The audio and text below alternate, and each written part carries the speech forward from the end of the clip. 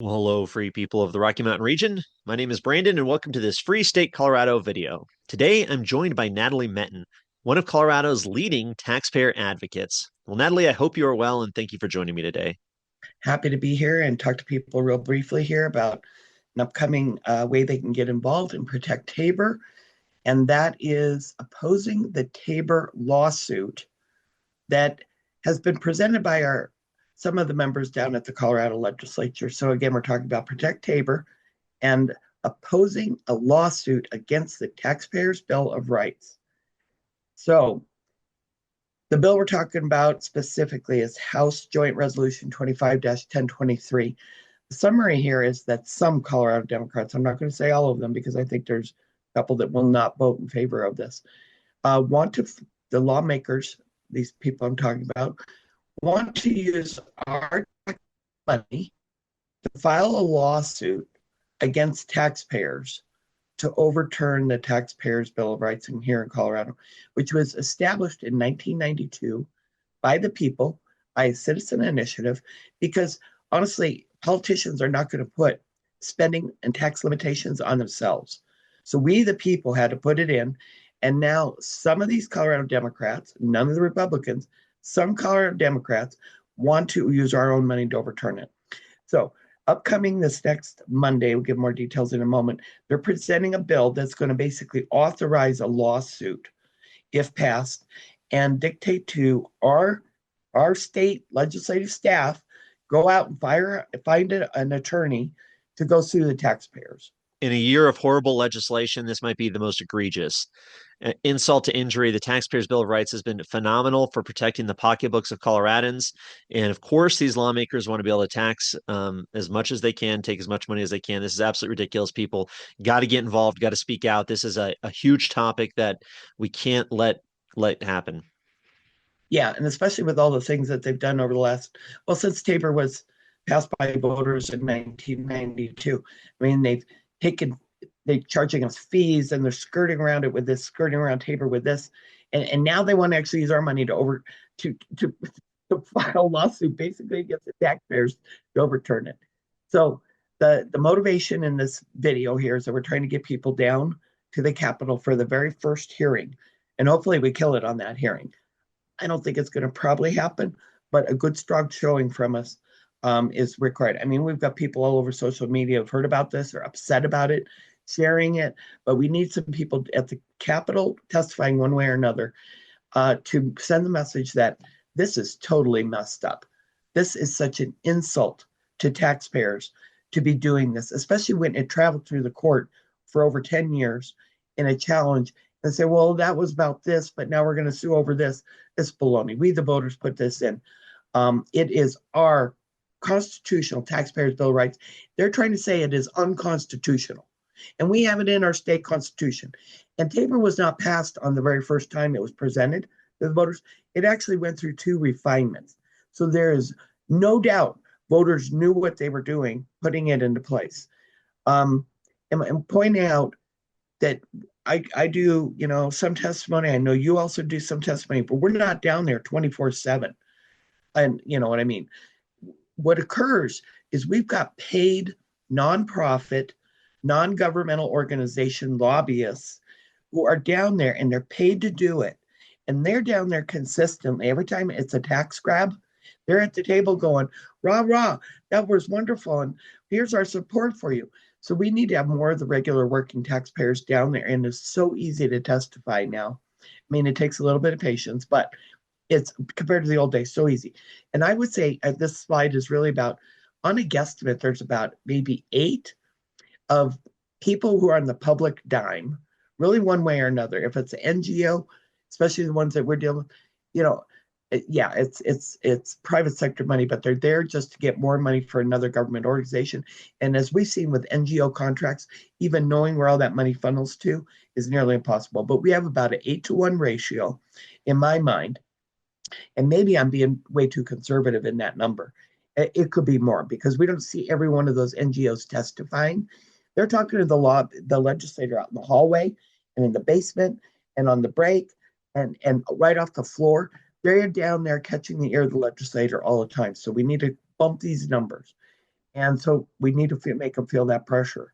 I mean, you've seen it, Brandon. If you've got any comments on, you know, where we Oh, can make a difference by doing this.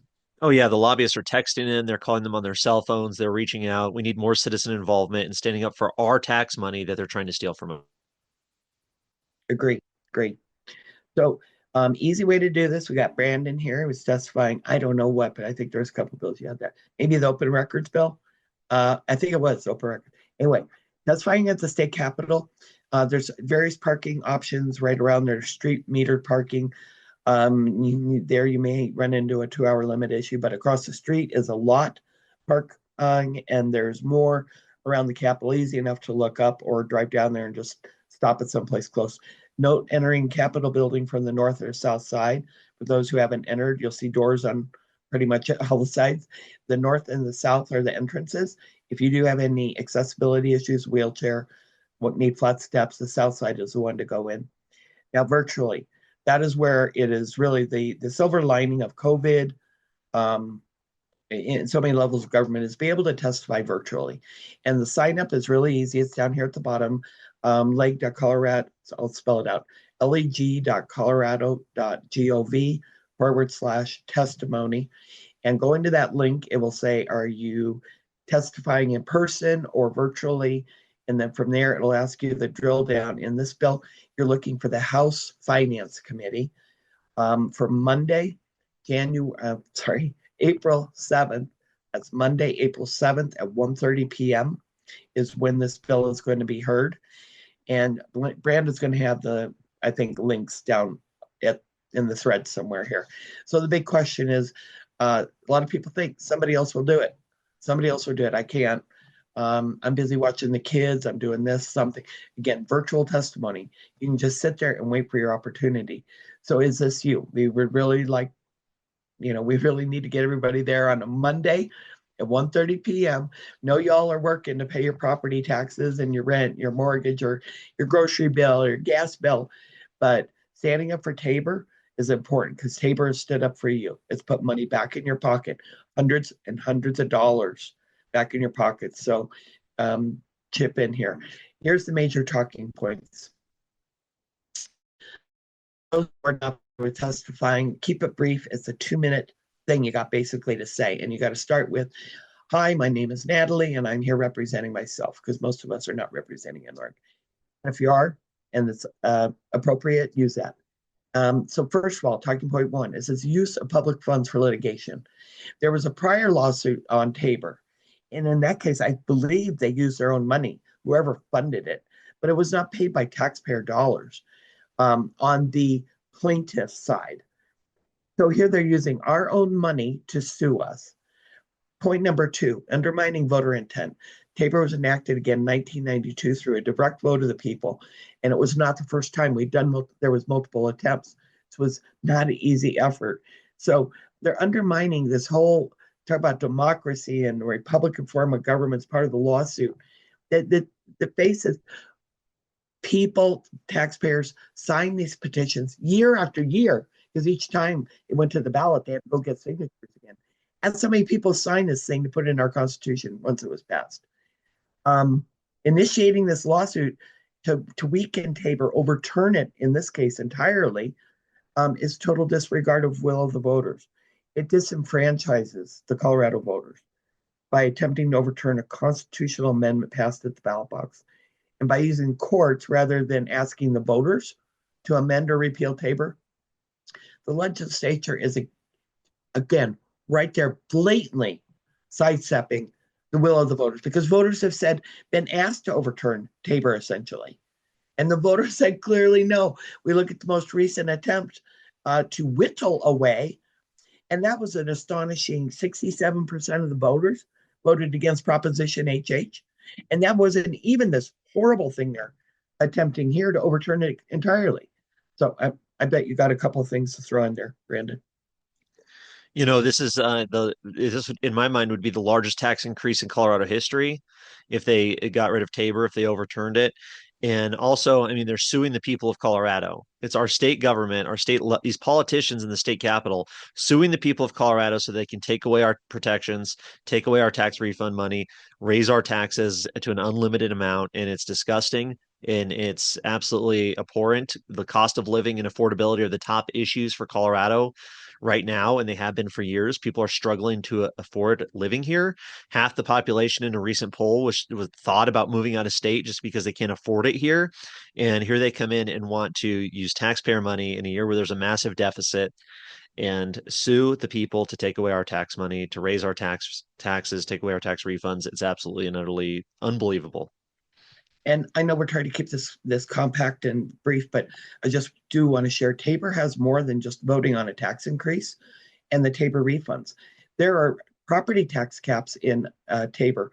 There is a requirement that governments save money in Tabor for emergencies, which if they didn't have, you know, there are other good things. That local ballot issue booklet you get that says, oh, there's a tax increase on the ballot. That's all thanks to Tabor. If this is overturned, it wipes out all this stuff. So um, the hints here for testimony. Testimony could be up to 3 minutes, but largely they're limiting to 2 minutes. So all this stuff, and you get 2 grand minutes for your testimony. So just prepare for that. Offer to take questions from the committee. That opens up the door for actually pro side also to follow up with you, so that 2 minutes is you get a little more time. Let's just call it that way. So that's a good way to offer yourself up. Carpool. If you're going to park in one of the lots, bring a few pro Tabor buddies. Make it convenient. You park right across from the Capitol. You walk, I don't know, 100 feet, 150 feet, whatever it is. Record your testimony. Share it afterwards. Brandon is excellent. Free State Colorado, of course, that's why you're here. In sharing these kind of things and showing this citizen activism that does make a difference. So I don't know if you got anything on that slide there to throw in. No, that's all good. Okay, so here's some of our favorites here. See, we got Val, we got Jody, and we got Jessica. And this was just within, there's people who are doing the virtual testimony. It's a lot easy way to get engaged. If you haven't done it so far, make this your first jump into virtual testimony for the state capitol. You'll enjoy it. Again, record yourself, then you can share it with your friends, your family on Next Story and go, hey, you know what? I did it. So let's go testify. We should add a Awesome. music. We needed a music clip for this. Next time. Okay. Awesome, Natalie. No, really appreciate the information. This is a massive call to action for people. Get involved, speak up, stand up. You've probably seen a lot of bad legislation come through the Capitol this year. You might not have had the opportunity to speak on some of those bills, but now is your opportunity now. So Monday, in the description, in the links below or above the replies, I will put in all the information you need to sign up for testimony, the bill information, everything here. But of course, please share this video. Let's get this information out there. I'll be down there on Monday, so hope we can see you there. Yeah, I'll be there too. One note disclaimer, they could shift things around. So check that morning just to make sure the schedule hasn't changed. And just know that they're in control down there. They've changed some things, but hey, we're not going to give up. So see you down there. Awesome. And on Free State Colorado on X, I will keep you updated if there are any changes. So check out there. Awesome. Thank you. Thanks.